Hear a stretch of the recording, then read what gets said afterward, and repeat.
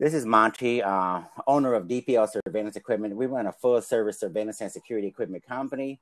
But today's topic is not going to be about surveillance and security so much. It's going to be about the brain consciousness, the ability to have free will or not have free will.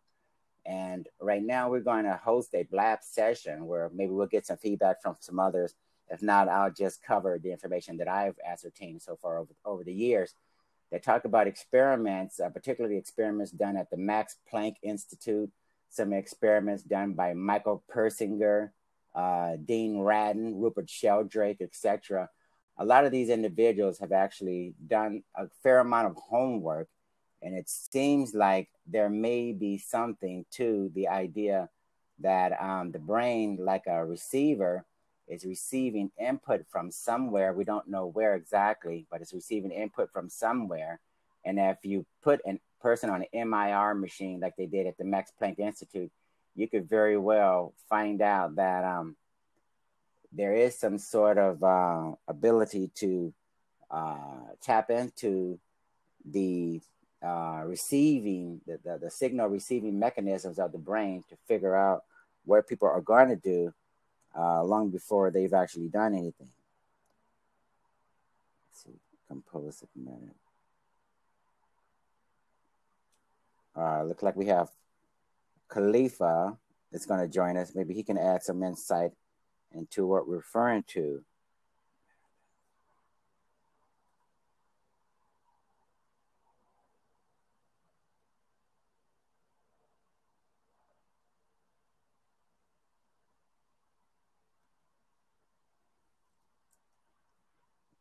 Let's see where. We've been having problems getting people actually in the group. Let me make sure I got the proper bandwidth connection. As far as I can tell, that shouldn't be a problem. Let's see what else. Just a moment, Khalifa. Let's try something else. I'll try to switch my network's protocol back to 2.7 gigahertz or whatever it was, so we can see if that's going to make any difference. Hold on one second. I'm going to refresh my screen on my laptop.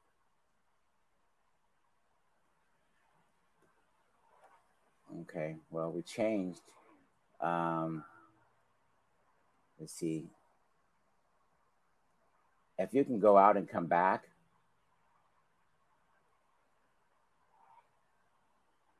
Go out and come back, Khalifa, and see if that makes any difference. For some reason, people aren't able to join like they normally would be.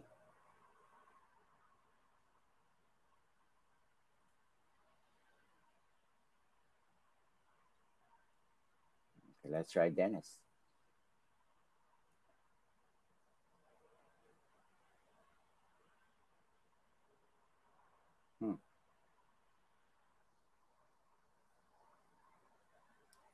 What's going on here?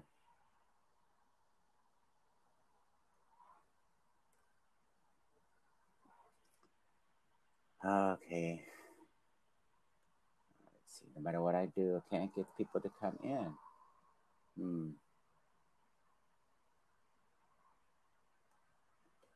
gonna try a different browser. Hold on, you guys. Looks like Chrome, maybe Chrome. That's something going on with Chrome. I'm gonna try Safari and probably close this Chrome browser.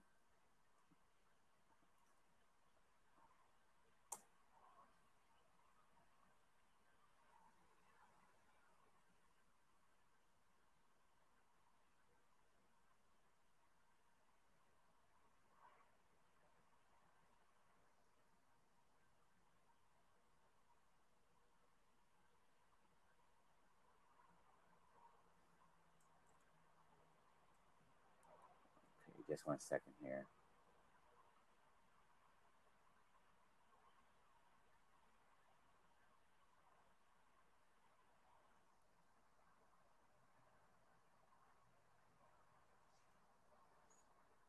Okay, could someone try joining again and let's see what happens?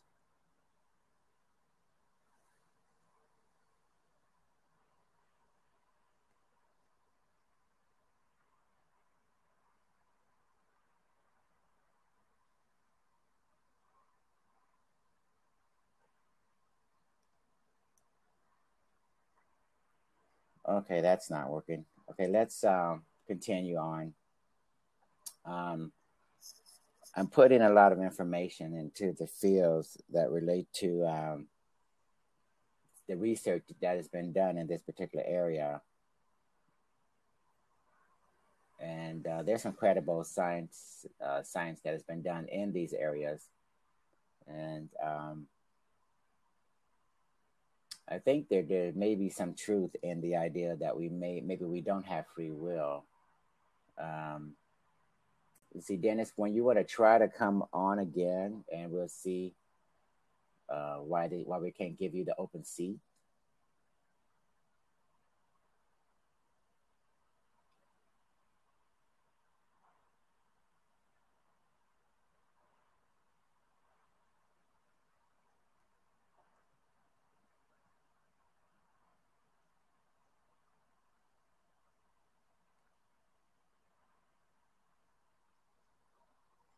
Okay, well, while we wait on that to happen or not happen, I'm just going to go ahead and see if I can find a link to some information that I think may be interesting.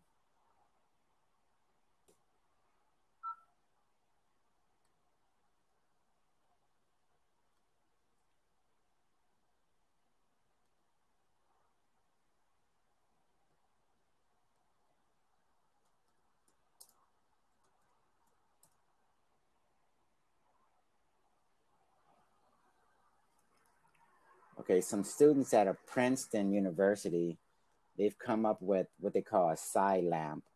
And basically, it's a lamp that changes colors randomly. And scientists at Princeton um, have determined that if certain individuals might be able to think hard enough to change the randomness of the lamp and therefore change the coloration. Okay. Uh, so what I want to put in into the beta and put into the chat box is a link to a specific test that's designed to determine whether or not you have psychic abilities or not. Okay, it's kind of a weird uh,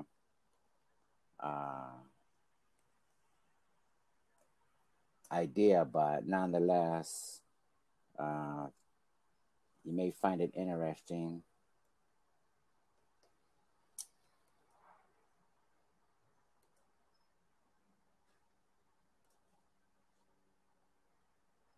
Okay, if the page doesn't load at first, just refresh it. But there's certain that's an online paranormal abilities testing portal. Okay,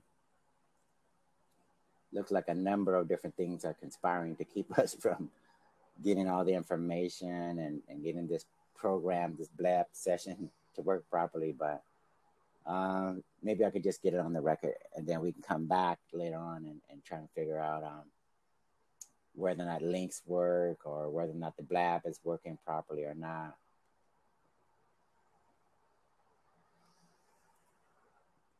But so you guys may find this interesting.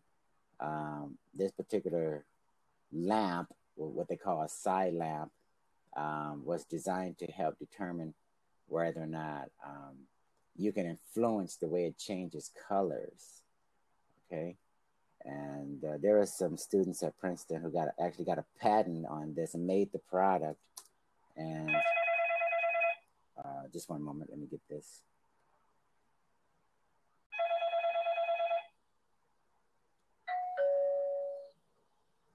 While you guys take a look at the information that I have on the left hand side, we're going to go ahead and take a live chat session from one of the customers. I actually run a full-time surveillance and security equipment business while I'm blabbing.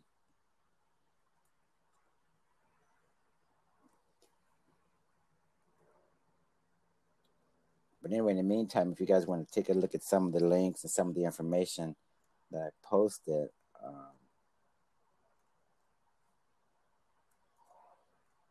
on the right-hand side over there, and maybe you can eventually jump in and we could talk about some of the things that you've taken a look at.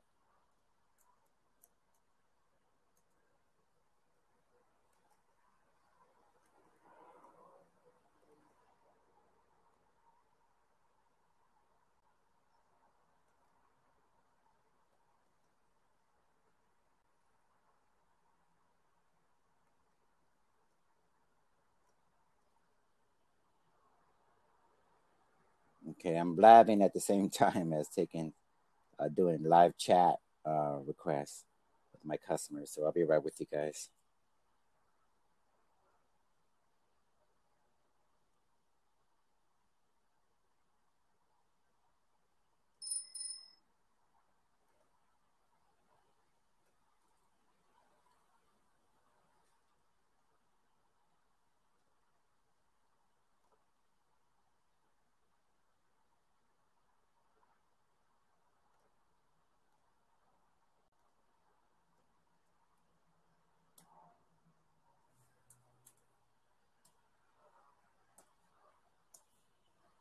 Welcome for those of you who are just joining us. Um, my name is Monty Henry. I'm hosting this blab about free will and just trying to get some idea in terms of what you guys think about the topic.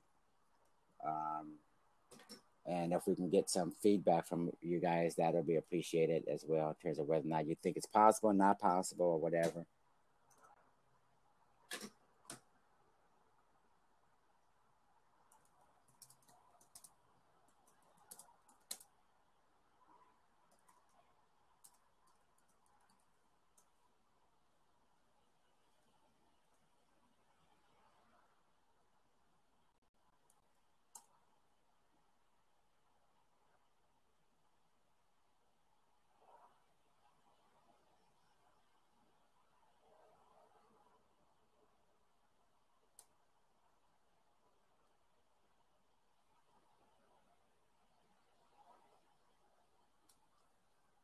Oh, I run a business, Dennis, and I run a surveillance and security equipment business, a full service surveillance and security equipment business. This blab is really not about that, but if you want to check out our products, just go to the main page. I think I left a link in there too. But you can go to that main page, dpl-surveillance-equipment.com, and you can see some of the things that we sell on our website. But I'm just blabbing about this particular session just because it's something that I'm interested in.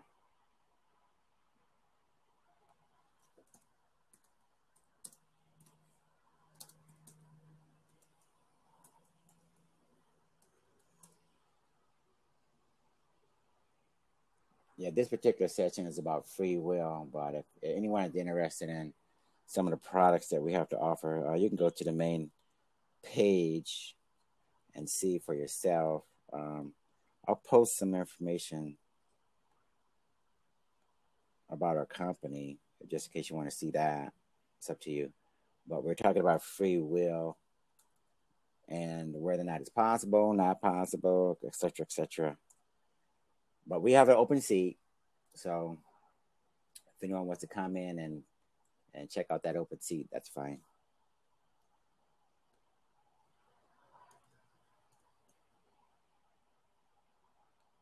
We'll see if we can let you in.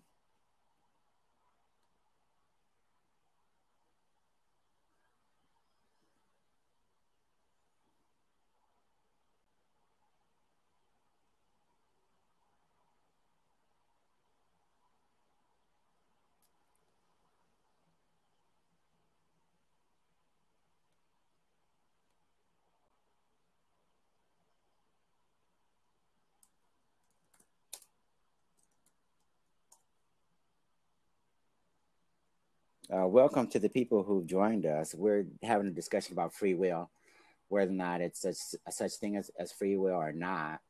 There seems to be a little bit of controversy in terms of whether or not we're actually exercising free will in our average everyday goings on or whatever, whether or not things are predetermined. I guess it may be compared to like a sim game or something where some programmer, has actually programmed in advance all of the things that are happening or going to happen for that matter. So that's what we're taking a look at, whether or not it's possible or not.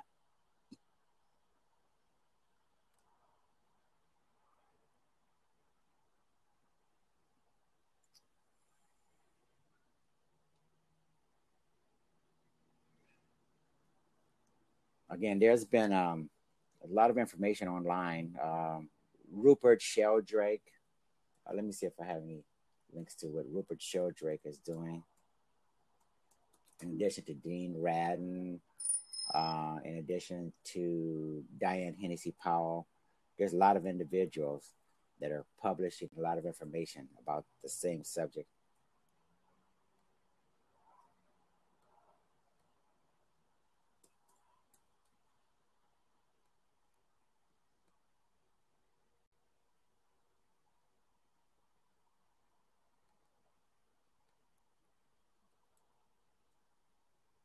Okay.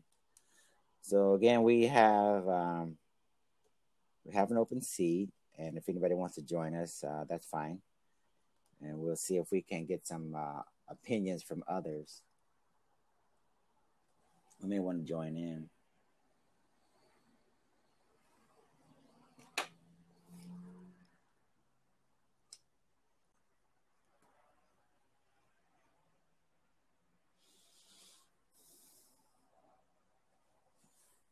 Hello, is anybody there? Does anybody want to say something? Have a question, comment?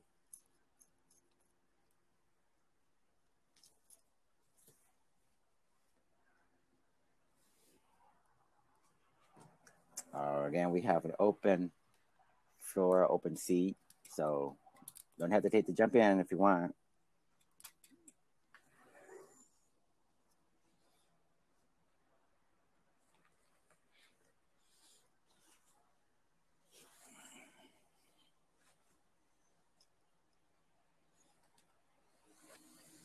And the topic, as you can see, is about free will. Do you guys have free will or not? Do you know? Are you curious in terms of whether or not you have free will?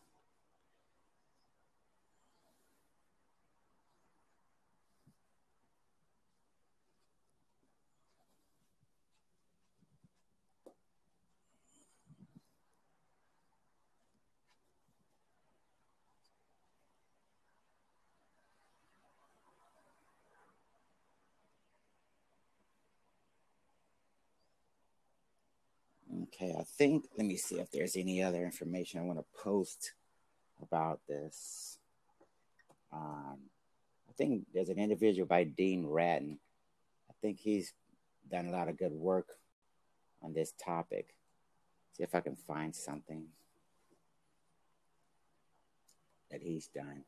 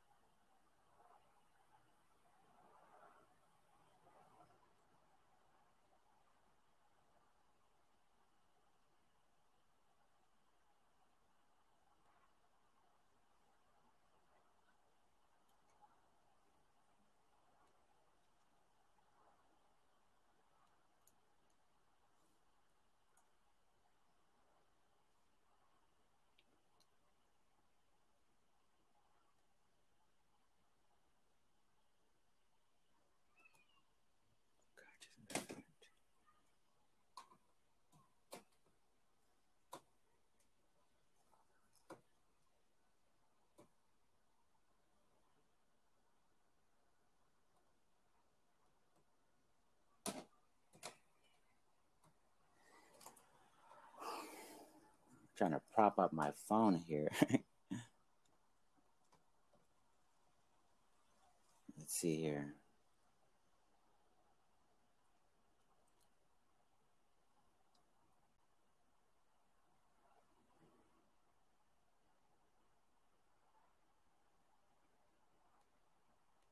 I put this article. I just want to get this little bit of article, this information into the chat box so you guys can see what research has been done already on this topic.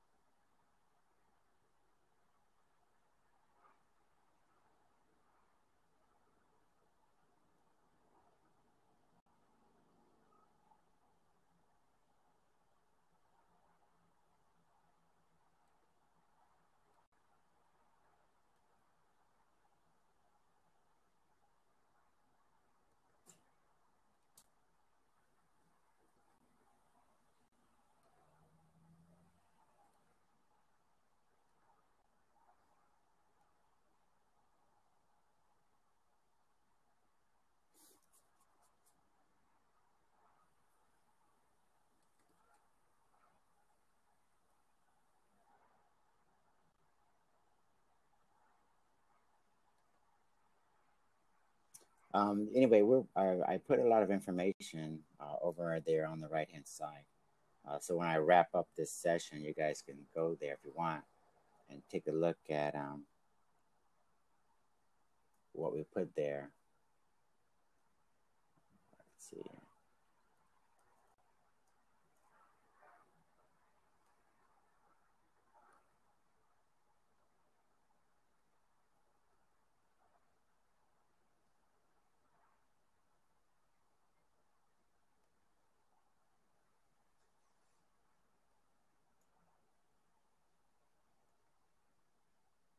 Welcome to anybody just joining us. If you want to chime on in, that's fine. We're discussing free will, whether or not it exists or not, whether or not we have it or not. And if you have anything that you want to say on the topic, we welcome you to jump in, and we'll see if we can get you into the seat, so we can get your opinion on it. We're not really, you don't have to be a professor or anything like that. So it's not a big deal. We just want to get some opinion from other people in terms of whether or not you have any experience with this subject matter or not.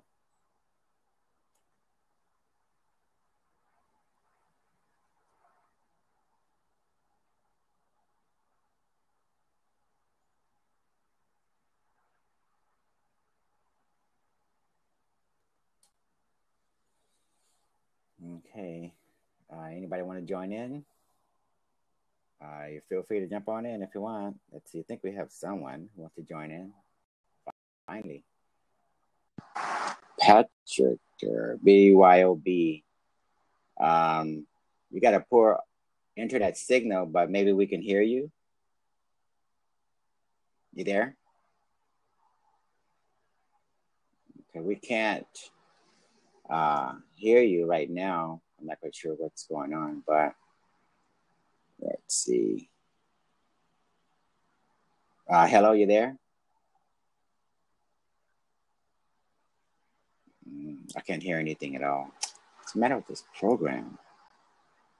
Weird.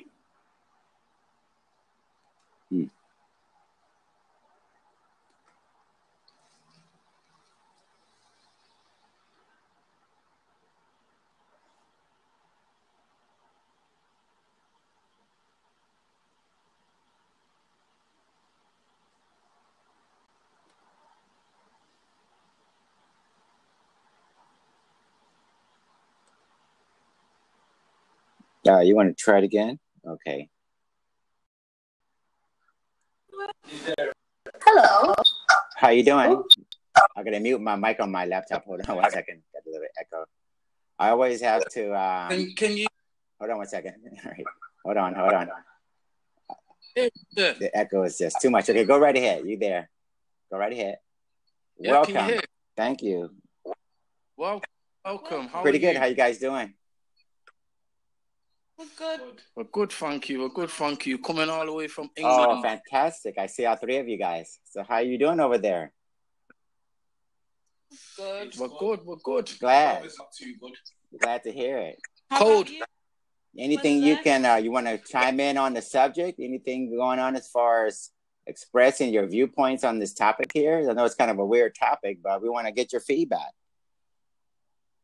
Oh, we do this all the time. Right. Well, just to clarify because it said about the free will. So just to clarify what your point of view is on it, and then we can give it from our. That's very good. What I'm thinking is, because there's been numerous experiments done at some certain universities and research facilities that seem to indicate that maybe our brains are like receivers and they're receiving signals from somewhere else. And they demonstrated in this particular experiment that 7 seconds to the individuals actually pressing a button on a mouse, for instance, the researchers were able to determine which button they were going to press. Does that make any sense? Yes, definitely. Okay, so what I'm trying to figure out is, how can we say that we have free will when the scientists are saying, wait a minute, 7 seconds before you press this button, looks like we're able to determine which button you're going to press. So that's where I'm coming from. How do we make the case? To be honest, do you want to talk first? Yeah. Can I ask a question just to clarify? Sure. The scientists, do they have any before they conduct this experiment? Do they have any like background information on the person to see what type of person they are before they click the button? No, this is called the Libet experiment. Libet.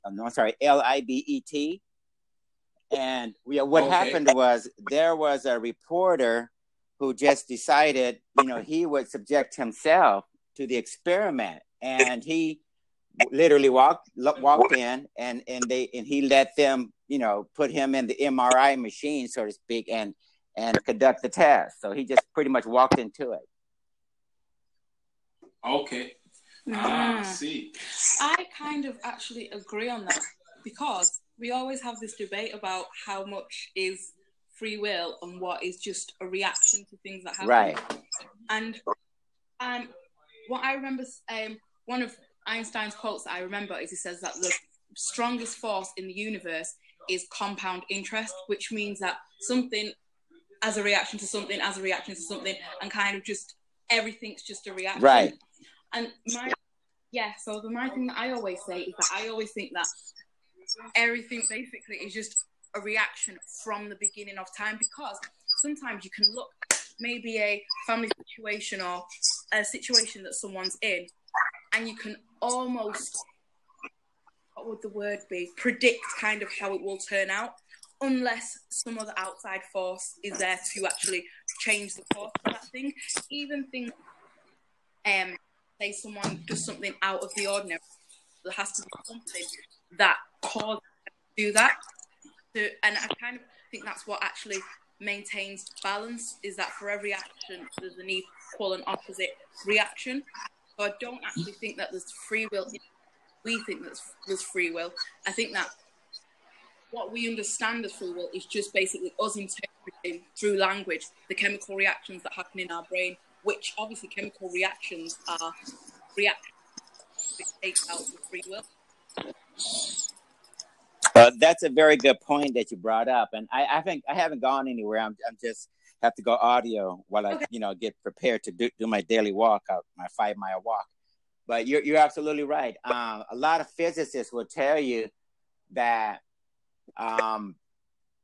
basically, we're receiving signals from our environment all the time, and our brain is no different from any other antenna or receiver. It's receiving signals from somewhere, and then like our eyes, we try to interpret and we try to react to, and then we try to make order or make sense out of the thing that we received and the thing that we want to communicate to others. But that's after the fact. That's after we receive the signal, right? Does that make sense? It's true, which is why sometimes people, definitely, because some people say that sometimes even the language that you speak affects how you interpret things that you see. Because I remember there was a place where I read that there are people that live in a certain remote place and they only know 3 colours. Now everything that they see is a variation of those colours. They might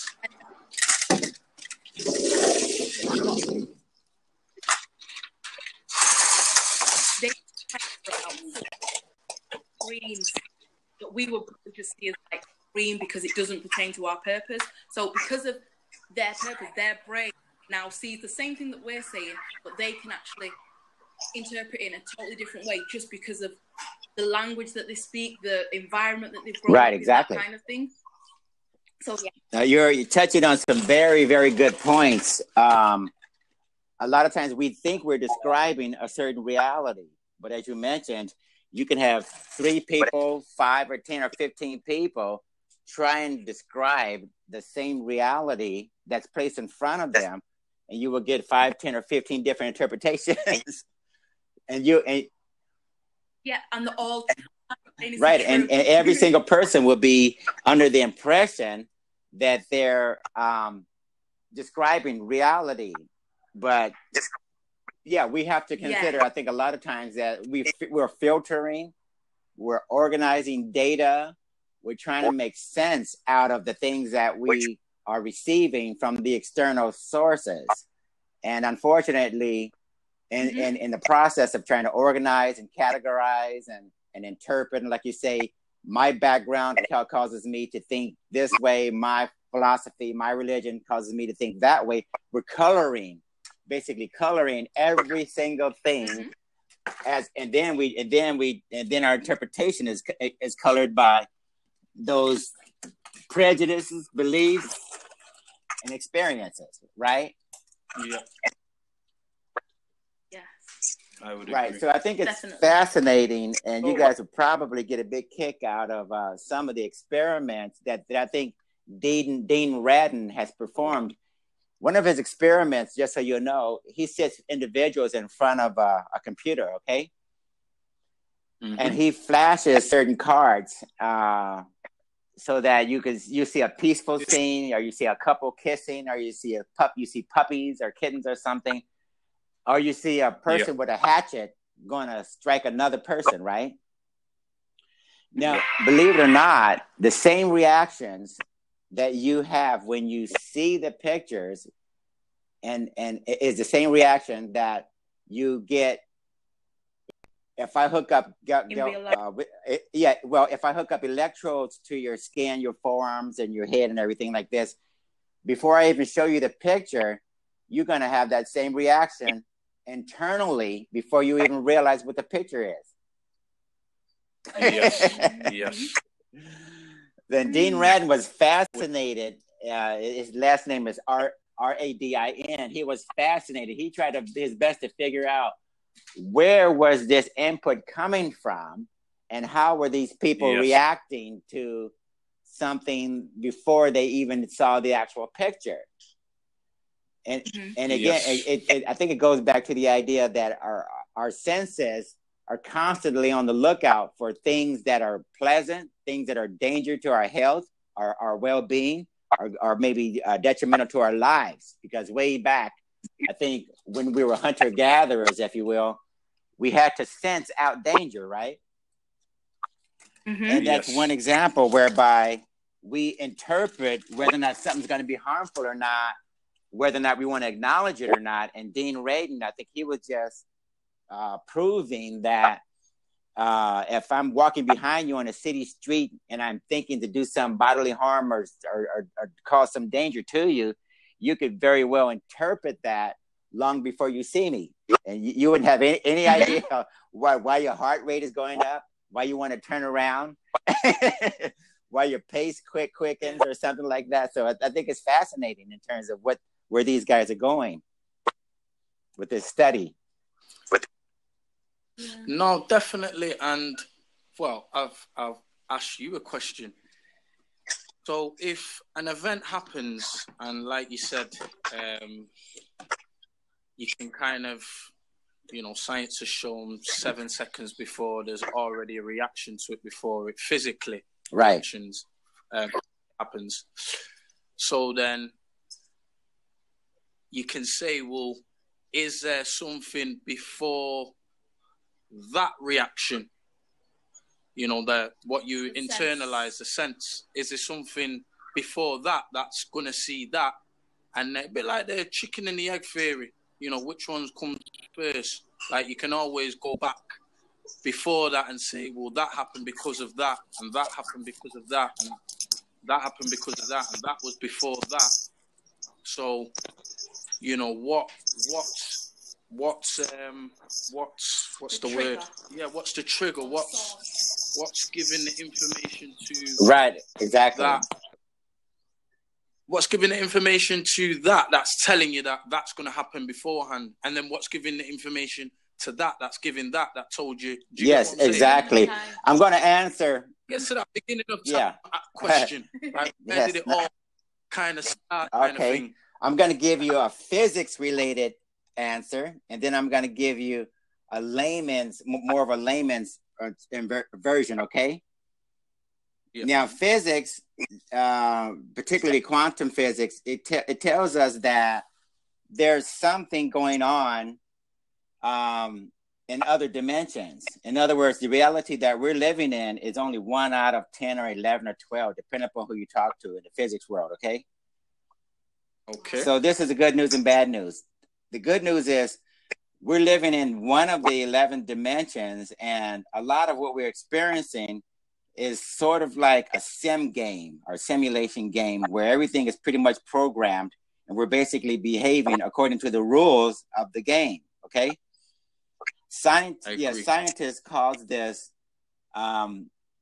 basically laws of physics as pertaining to our reality. In other words, we know that if we drop a ball, it should fall to the ground. We know that light travels at a predetermined speed. We know that it takes a certain amount of energy to get a vehicle moving in a certain direction. These are predictable. They're verifiable. These are the laws of physics that we operate in our particular reality, okay? The bad news is when we talk about dimension number 2, 3, 4, 5, 6, 7, all the way up to 11 or 12, depending upon what physics you talk to, they're going to tell you there's other realities out there that have their own different laws. So what we're interpreting is almost like the programming that I put into the sim game that you're playing, right? Yep. If you're playing a sim game and the young lady who's sitting next to you, she has a certain way of responding and reacting within that sim game, right? Yes. She's got a certain color hair. She's got a certain color face. We can see what she's wearing. And this sim game, those are the rules. But on the other hand, if her hair all of a sudden became blonde, or if her face became a totally different color, the jacket or the blouse changed its coloring, that would be in violation of the rules, right? Because I didn't program that into the game. So unfortunately, we have to live within this particular reality and play according to its own rules. Now, so again, to answer your question in the layman's quick version, brief version, you are only going to be able to receive or participate or understand according to the programming that's put into your reality. Because like an AM FM radio, if the stations on the dial only allow you to receive certain signals and you try to receive other signals, it's not going to work, right? Yes. Right. So that's what we're dealing with. It basically boils down to what are you capable of receiving for the programming that makes up your reality. Yes. Yes. So when you're saying about the programming, because I always feel that as human beings, they're out of sync. You know, like there's a frequency that holds everything together. Like, is it cymatics? When frequency holds matter together and makes it move a certain way. Like okay, right. And I think that, okay, so everything has its purpose in the kind of the whole. Exactly. Yeah, it has its purpose. Right. And when we get out of sync or hearing out of sync, that's when we start maybe being selfish and having an unbalanced amount of fear that makes conflict more rife because we're unbalanced and because it's almost like a psychotic amount of fear and self-preservation and things like that. I always like when they say that cells are cells in the body that are no longer in tune with the body's frequency, kind of off doing their own and living parasites. I think that's what humans are like when they're no longer kind of living for their actual purpose. They're kind of out of sync with what and now they're just taking from the cell, which is the earth that they live from, and reproducing and that kind of thing. Does that mean we're kind of out of sync with our purpose? Well, yeah, going back to the analogy of computers and programming, because it really is, it's almost like a very good analogy. And you really answered your own question. You have a certain role that you're playing within the simulation. And the game goes just fine as long as you work within those parameters. But see, this is the bit of controversy that we're dealing with in this particular area. Like any computer or game for that matter, you're always going to have lines of coding that throw error messages out there. Okay? Believe it or not, even in your own DNA, as beautiful as we're made, our DNA, it consists of error, correction, coding. In other words, when you get cancer, when you get sick, when you get ill, our bodies know full well that this is inconsistent with the coding, and we need to correct it. Okay, when you get cancer, that's basically an error, for instance, in the coding and of the programming language, and our bodies send in a duplicate of the correct coding, and then it corrects the problem. See, we're no different. When you get out of alignment, as you stated, you pretty much answered your own question. When you get out of alignment, that means your error correction coding or your intuition, for instance, tells you there's a problem. I feel like I'm not fulfilling my purpose. And again, in the computer hardware analogy, we call it optimization. If you're optimized to a certain degree, now you're really performing at a high level. And there's an individual by the name of Nikola Tesla. He talks about frequencies, and you guys probably really want to take a look at it. He says frequencies are typically rated according to this rule. Higher frequencies, more advanced, more intelligent. Lower frequencies, more primitive, less intelligent. Okay. So just keep in mind that when you're operating at a higher frequency, you got good nutrition, you got good spiritual balance, you got good I don't know, relations with other people, you're operating at a higher optimum level, higher frequency, and that's typically where we want to be.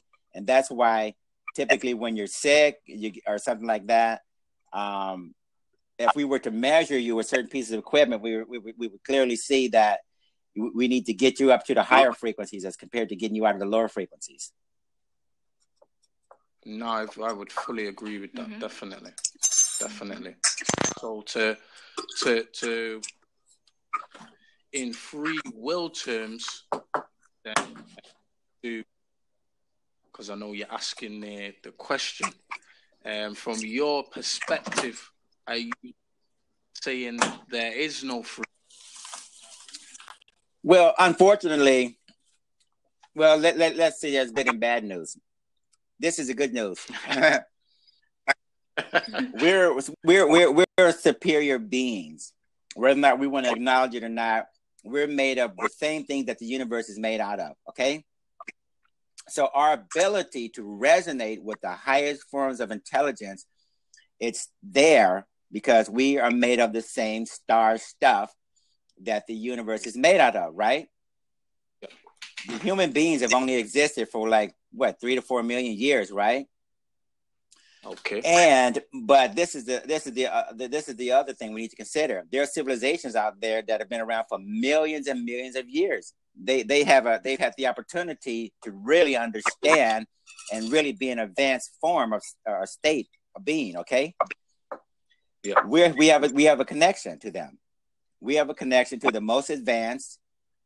In addition to, we're infants because we've only been around for 3 to 4 million years. That's nothing. That's not even a tick on the big clock, the giant clock that we're made a part of. So we have a long way to go. But the good news is, look, you have a cosmic connection to the other realities.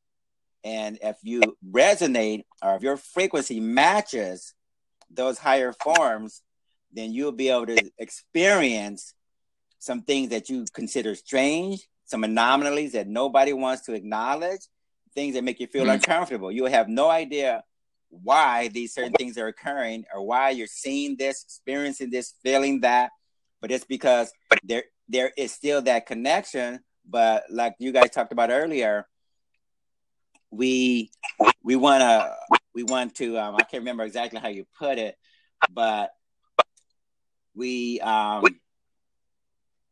do the things that we're comfortable with, and when you start to realize or make that connection to the higher forms of intelligence and the connection to the more advanced part of ourselves, then we can do some really wonderful things. Yeah. So is that the you started it with good news and bad news? Is that the good news or the bad news? Well, yeah, that's the good news. The bad news is this. This programming that we're part of is so thoroughly ingrained in us and those around us that we try to tell each other that this is not normal and this is not acceptable and that it's strange and it's weird. Mm-hmm. But, we can look around us, look at some of the ancient civilizations. Look at Ayurvedic medicine. What it teaches is about healing our bodies, and our bodies can do crazy, weird, wonderful things. You find some herbs in the ground in the garden or something, and because of the higher frequencies that they resonate at, now all of a sudden this mysterious illness that the medical practitioners of the West they couldn't fix it, but you find an Ayurvedic guru who says no, that we've been curing that for 10,000 years. So we have to realize that, look, we got to get outside of this paradigm where we're limiting ourselves and where we have to question, we have to be skeptics, and we have to realize there's a whole lot more going on than I'll say the status quo, whatever that means, is willing to acknowledge, because it runs counter to the things that we believed for 1,000 years or something. Yeah. Mm-hmm. Mm-hmm. Right. No, definitely. So yeah, you guys are definitely on the right track, and just make sure you understand that you're going to run against people who are going to say, look, that's all hokey pokey, and it doesn't make sense. And you're coming from, you don't understand, concepts. I was just blabbing about a concept earlier where there was a magician called James Randi. James Randi had the nerve to question whether or not this scientist called Jack something, but I'll get the specifics on it. But Jack, or like Jacques Cousteau, he was trying to tell us that I'm going to throw some advanced concepts out there. You guys got to let it sink in and try to get some more information on it also. Okay, let me throw this concept out there, okay? And we'll talk about what it means. Okay. Crystals and water have memory, okay? Yeah. Now, as you know, when you study crystals and water, we all know through the work of Dr. Emoto that when you impart blessings or prayers or something into crystals or water, it has an ability to absorb that. Yes. That's why when we sit in front of the dinner table, we don't realize it or not, but a lot of us bless our food. We're trying to impart a spiritual goodness or kindness into the things we eat or drink, right? We didn't just stumble across that habit. Somewhere along the line, someone said, look, the things that you put in your body, particularly water, it receives, like our brains are, we talking about our brains are receivers. Well, believe it or not, crystals and water are no different. If you study with, what's his name? There's Marshall Vogel, M-A-R-C-E-L, Marshall Vogel.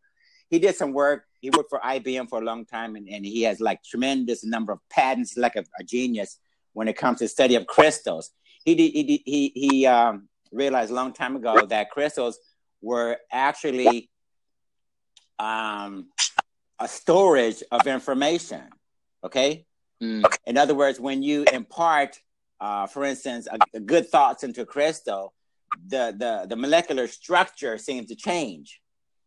And Dr. Emoto talked a lot about when you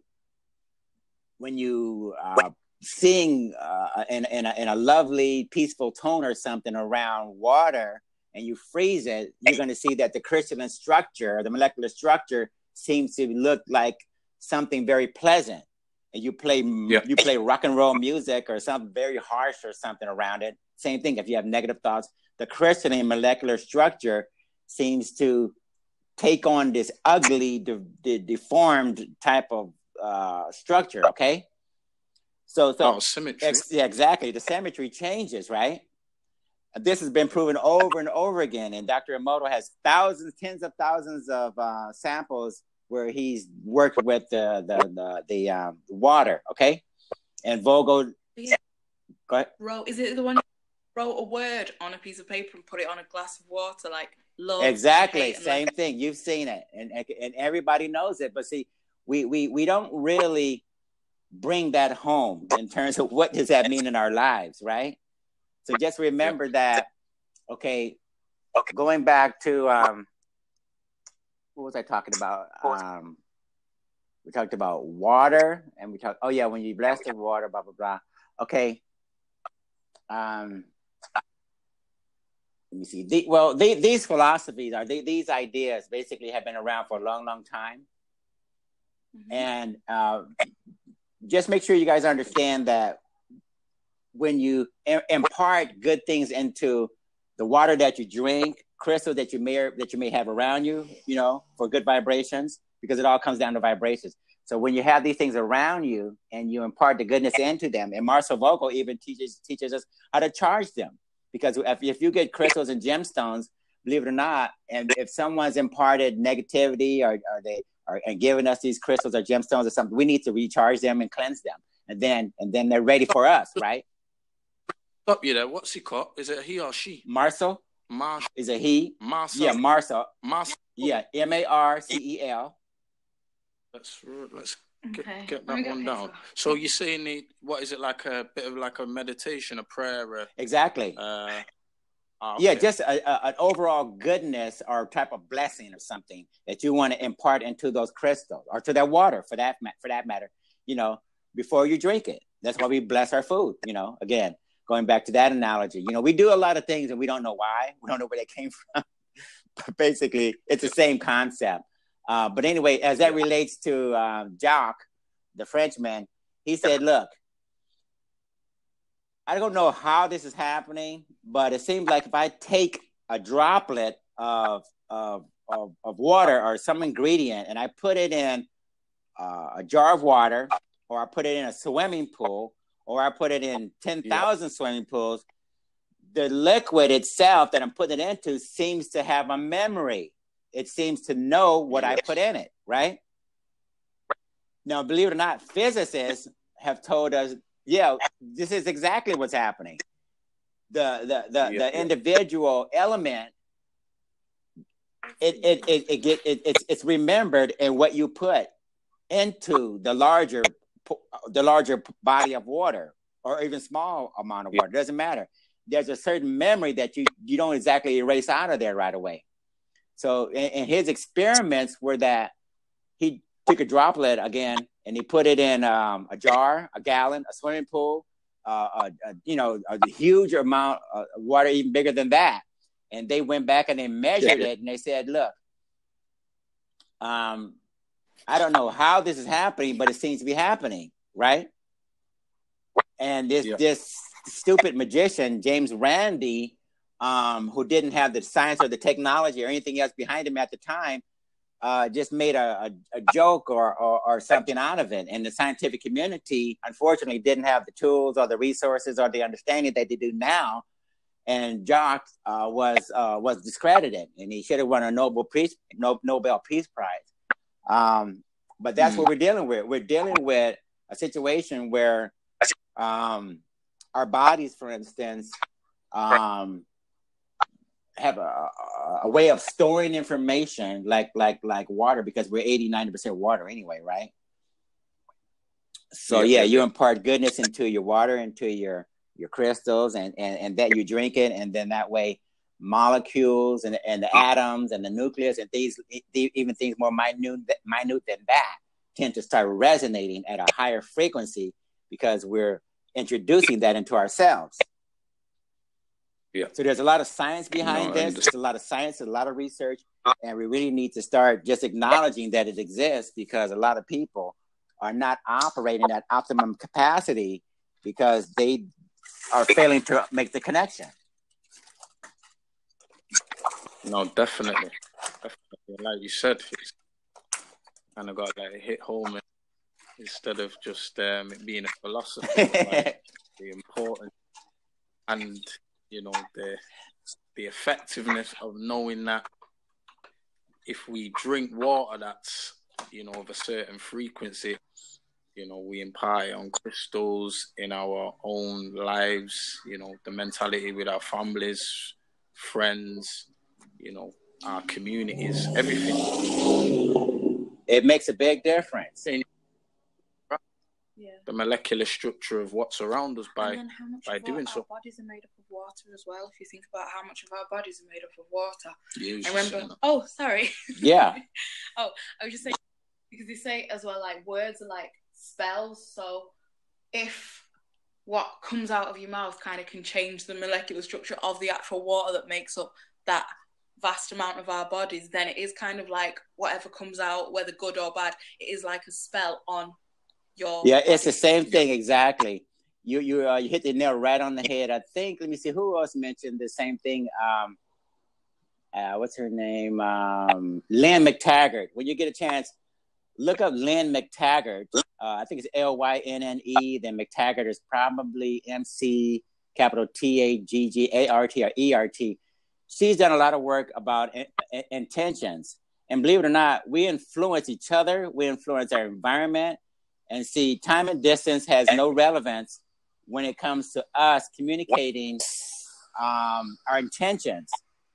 And one experiment that's been done very successfully, and she's done a lot of them on her website and different. I think she passed on, but she proved that if we get together, for instance, one famous experiment, for instance, you guys are going to like this one.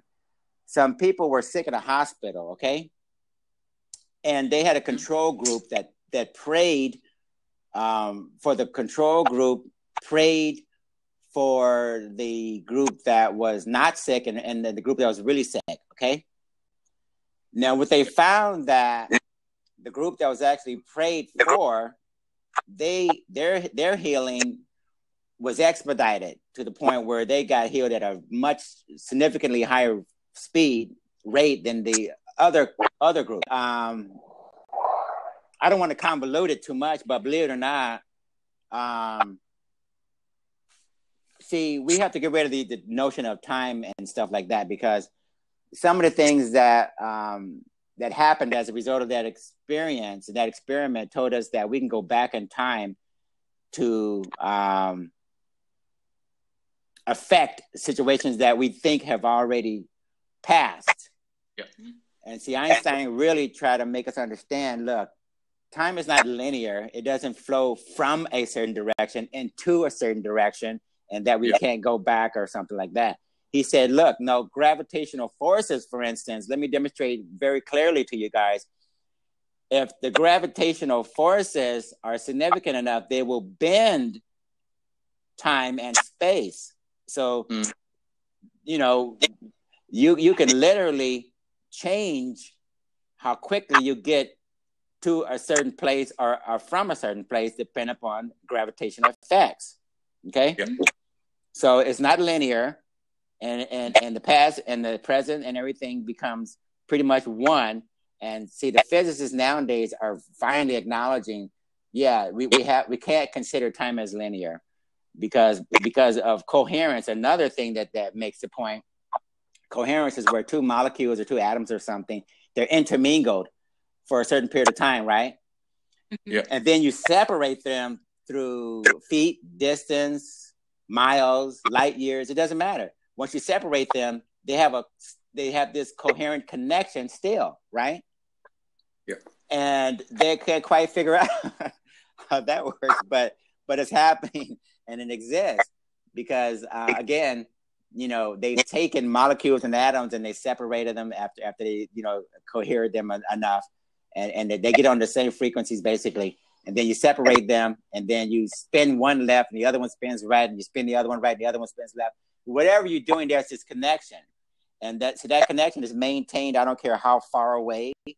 I don't care about any distance, anything in between them. It doesn't matter. Time and space has absolutely nothing to do with coherence once it's established. Mm-hmm. So again, going back to the very beginning, we have some laws of physics that pretty much dictate what we can expect and not expect. But as we get into these other dimensions, and I don't know if you guys are going to college or university or whatever, but you may want to explore the idea that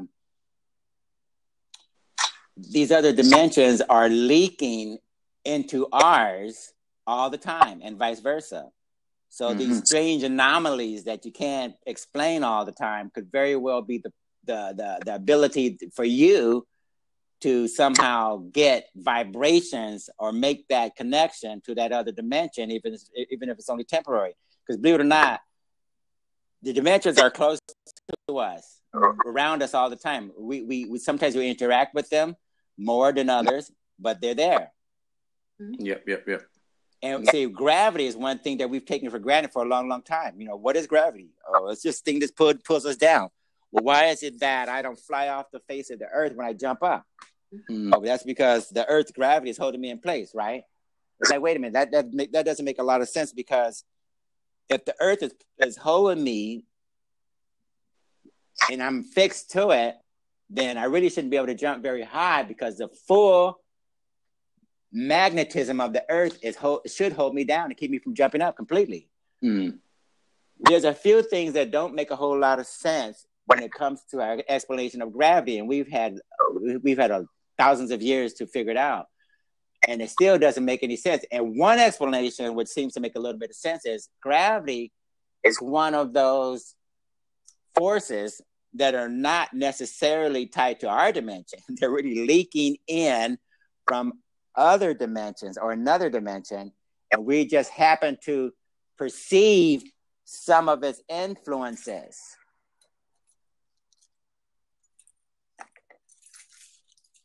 So that's one conclusion that some physicists are arriving at, only because of the inconsistencies.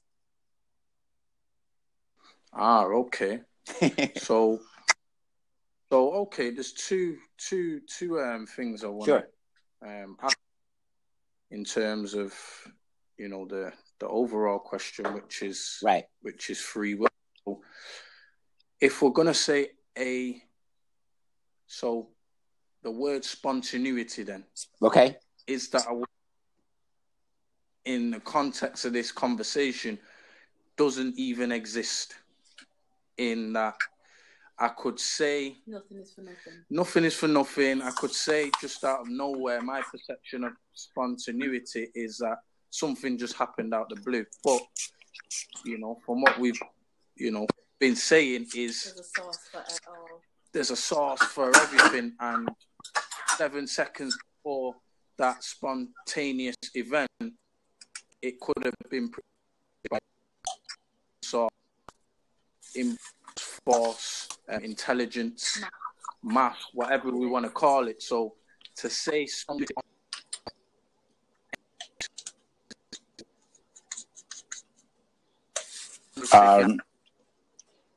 your connection is fading out. Okay. Can you hear me now? Yeah, I can hear you just fine. Yep. Yeah, try it again. Yeah. So would it be? I don't know how much you caught. I was saying that spontaneity in terms of, for example, me saying, spontaneously something just happened out the blue that, I wasn't planning for it to happen. I didn't foresee it happening. It just kind of happened. But, the lines of the conversation is there's an intelligence, a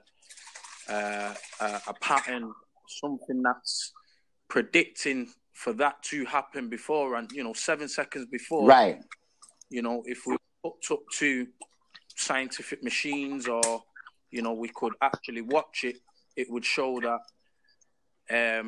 you was always going to do that spontaneous event was always going to happen. So again, if we go to the chicken and the egg and go back and back and back and back, made that, and that, is spontaneity then a word that really either we don't understand or it actually doesn't exist, because there's no no spontaneous events to what we understand. Yeah, well, let's put it this way.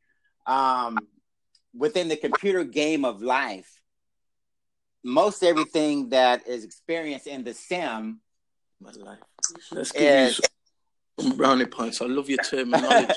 Thanks. So most of the experiences in the sim are going to look random. If I program the game properly, I'll anticipate that you could turn left or turn right, or shoot this person or not shoot that person, or vice versa, right? As far as the player is concerned, it looks like it looks like there's spontaneity going on, right? I didn't know I was going to shoot this person versus that person. I didn't know I was going to not enter the room versus entering the room, right? The master programmer has determined within a set of parameters, no matter what you want to do, it's going to be pre-programmed according to the environment I want you to operate in. In other words, you're not going to go beyond the parameters, regardless, right? Yeah. So again, like a sim game, the parameters have been predetermined, and you're still operating within the parameter. Okay. No, I fully agree with that. Then, can I say something? So, would there be any amount, even a percentage of free will within those parameters, as in the ability to turn left or right? Or is that also predetermined because of something else and because of something else and because of something else? Is that an illusion that within those parameters there's space for free will? Let's take a look at this weird notion, okay? Now, because we can, if we understand that we're in the game, And you know how computers malfunction every once in a while? They do something really crazy. They reboot, or they do something out of the ordinary every once in a while, right? Well, our error correction in our programming tends to cause us to get back in line and get back into the parameters of the game, right? Yeah. But every once in a while, we get this programming that's put into the game intentionally or unintentionally. We call it upgrades. Okay. So you might be able to, every once in a while, do some things that went outside of the original programming that was put into place. That's why we have people like Nikola Tesla, Einstein, Da Vinci, even Stephen Hawking. A lot of people have actually, they managed to tune their receivers to pick up information that allowed them to do some extraordinary things, okay? So remember, our brains are trying to keep us operating within the certain stations on the dial all the time. But it doesn't mean that every once in a while, you will somehow start receiving signals that are somehow leaking from the next door neighbor or some other source, because the signals drift in and out. And see, these dimensions are no different. These dimensions are bumping against each other. They're coming in and out of existence or whatever all the time. So, every once in a while, you're going to experience things, see things, hear things that you're not going to be able to explain. But again, just like stations on the tuner, every once in a while, they start drifting. And stations that you couldn't get, you can now get. Stations that you used to get, you can't get anymore. So that's the good news. Every once in a while, that spontaneity or that anomaly, let's call it an anomaly, it will happen. And you'll be trying to figure out, wait a minute, I just heard something, I just saw something. It was weird and it made me nervous. But at the same time, see, we're living in one out of a multitude of realities. We haven't even talked about parallel universes, situations where you understand that you have complete control over your destiny because your destiny in this particular universe is one out of many. Okay. Now this is where it gets to which my understanding, okay, just let me tell you guys, my signal may drift on my phone because I'm leaving my office and I'm going to go walking, but it should reestablish. Okay. Okay. Okay. Go ahead. Yeah, this is that point is where controversial for me in terms of destiny. Now, my thing is that even your destiny is an allusion to, in the bigger picture, your destiny. So, for instance, as we've been saying, like, my destiny is to go left. And I chose that, and I own that. I own that choice. That's not been left to any, by accident. But my thing is, you were always going to go left. So despite whether you think you own it, control it, made it happen, it was always, in the grand scheme of things, in, let's say God's eyes, the intelligence, the universe, the source. Hello? Oh, he's drifted out. He's drifted. Hi, everyone. Hi from England. Shout out to the watchers. I understood 60%. Yeah? Yeah. That's good. You understood? You know what blab is? Have you heard of blab? Blab. No, I don't know what it is. It's a platform where they can connect people from around the world. People that you don't know? Yeah, people that you don't know. In America, for example, so it's people with your same interest? Yeah, with your same interest. Okay.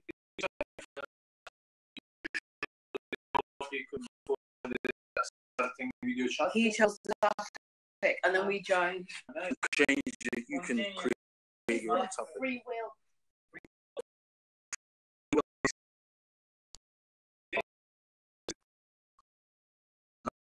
Profile. Your Twitter. Okay. So as long as you've got Twitter, you just sign in.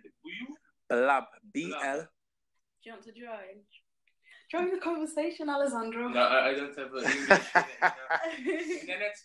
Oh, you can just watch as well. Yeah. You can just join a group. Blab, okay, like speaking. Blab. Oh, wait. B-L-A-B. Yeah, BLAB. BALB. Yeah, so it's a good platform for you to just be able to connect with people and Who think like him. Okay. There's probably an Italian one as well. Yeah. Mm-hmm. Okay.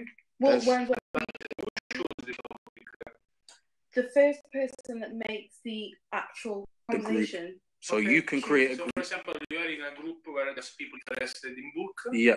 Definitely, you can start that as a topic, and then people that are interested in it. Also, video chat, multiple video chat with more people, not just four, I think.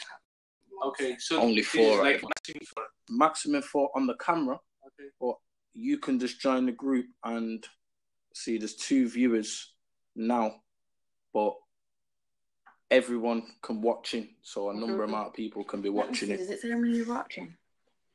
It says 20. Is that 20? Do you know Okay. I don't know whether. Are they still there? No. Nanny said, do you understand? 20. Oh no, that's how many subscribed. Mm. Actually, let me come back Also, to this to group. practice English.